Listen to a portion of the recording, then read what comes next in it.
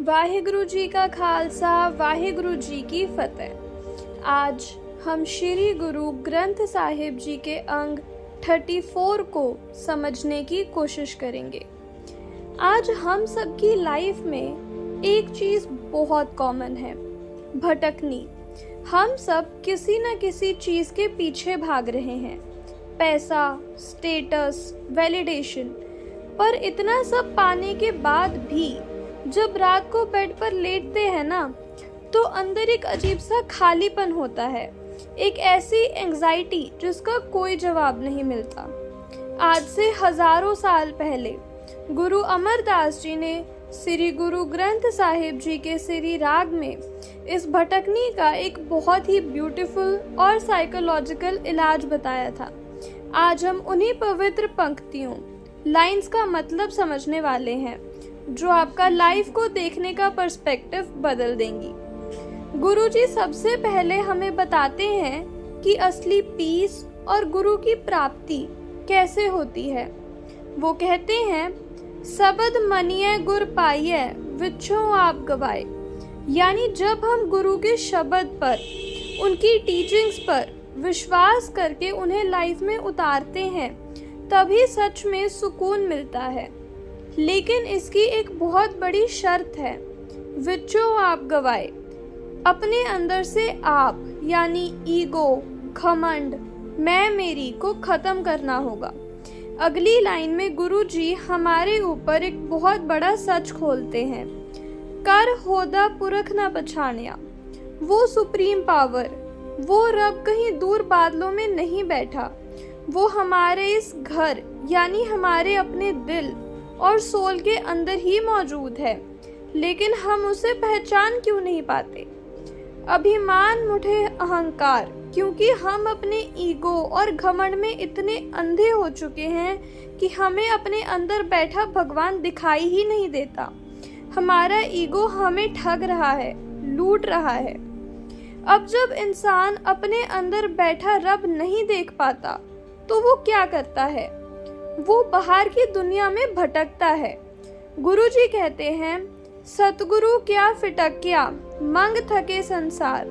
जो लोग गुरु के रास्ते को छोड़कर अपनी मनमर्जी करते हैं, वो दुनिया के आगे हाथ फैला फैला कर थक जाते हैं। उन्हें लगता है इस मटीरियलिस्टिक चीज से खुशी मिलेगी, उससे मिलेगी, पर उनकी इच्छाएं कभी खत्म नहीं होती। लोग पूछते हैं, अच्छा गुरुजी, तो हम कौन सा पाठ करें, कौन सा मंत्र जपें? किस हो सेवी क्या जप करी सतगुर पूछो जाए। गुरुजी का जवाब बहुत सिंपल और सटीक है, सतगुर का पाना मन लई विचों आप गवाए। गुरुजी कहते हैं, सबसे बड़ा जाप और सबसे बड़ी पूजा ये है कि तुम अपने ईगो को छोड़ो और भगवान के बहाने यानी हुक्म और विल को दिल से मीठा करके स्वीकार करो। अगर तुम्हारे अंदर दूजे पाए यानी माया का मोह और दिखावा बैठा है, तो तुम चाहे जितने मर्जी स्नान, तीर्थ यात्रा कर लो, जितना मर्जी दान, चैरिटी कर लो, दूजे पाए खुआर बिना सच्चे मन के किए गए दिखावे के धर्म कर्म से इंसान आत्मिक तौर पर हमेशा खुआर और परेशान ही रहता है। अब आती है इस पूरे शब्द की सबसे कीमती लाइंस, द रहाओ, मेन थीम। गुरुजी हमें झंझोड़ते हुए कहते हैं, मन मेरे अंदिन जागर चेत, हे मेरे मन तू इस माया की गहरी नींद से जाग और हर वक्त उस वाहिगुरु को याद रख। क्यों जाग? गुरुजी एक बहुत ही कमाल का किसान, फार्मर का एग्जाम्पल देते हैं। अपनी खेती रख ले कूंज पड़ेगी खेत। जैसे किसान अपने खेत की रखवाली करता है ताकि परिंदे उसकी फसल ना खराब कर दें, वैसे ही तू सिमरन करके अपनी सांसों की, अपने आत्मिक गुणों के खेत को बचा ले, क्योंकि किसी भी वक्त मौत रूपी कूंज यानी मौत या बुराइयां तेरे खेत इस शरीर पर झपट पड़ेंगी और जिंदगी का समय खत्म हो जाएगा। जो जागे से उबरे सूते गए सुहाए। सूते गए मुहाए, रियली सॉरी, जो जागे से उबरे सूते गए मुहाए।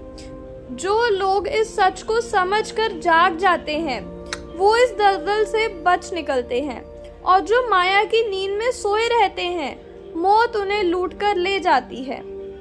जिन लोगों ने इस जिंदगी की कीमत को नहीं समझा उनकी पूरी लाइफ पता है कैसी निकल जाती है, सुपना गया विहाय, एक टेम्परेरी सपने की तरह। और उनका हाल पता है कैसा होता है? गुरुजी कहते हैं, सुंझे घर का पाहुना ज्यों आया त्यों जाए। इस लाइन की डेप्थ को समझो।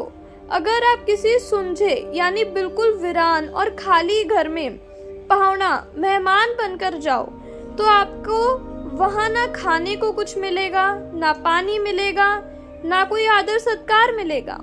आप जैसे खाली हाथ उस घर में आए थे वैसे ही खाली हाथ वहां से लौट आओगे।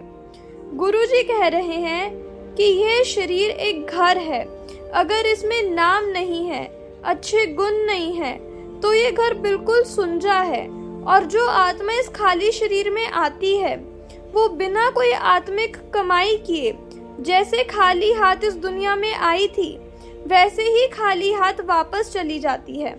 कितनी दर्दनाक बात है कि इंसान आया तो था हीरे जैसा जन्म लेकर, पर गया बिल्कुल खाली हाथ। इन सारी लाइंस का अल्टीमेट कंक्लूजन क्या है?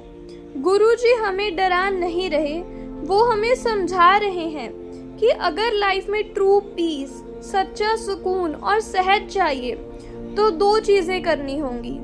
पहला, अपने ईगो, अहंकार को ड्रॉप करना होगा। दूसरा, उस वाहिगुरु को हमेशा हदूर यानी अपने बिल्कुल पास, अपने साथ देखना होगा। जब आप ये मान लोगे कि रब आपके साथ है तो आप कभी गलत काम नहीं करोगे और आपकी सारी भटकनी हमेशा के लिए खत्म हो जाएगी। वाहिगुरु जी का खालसा, वाहिगुरु जी की फतेह।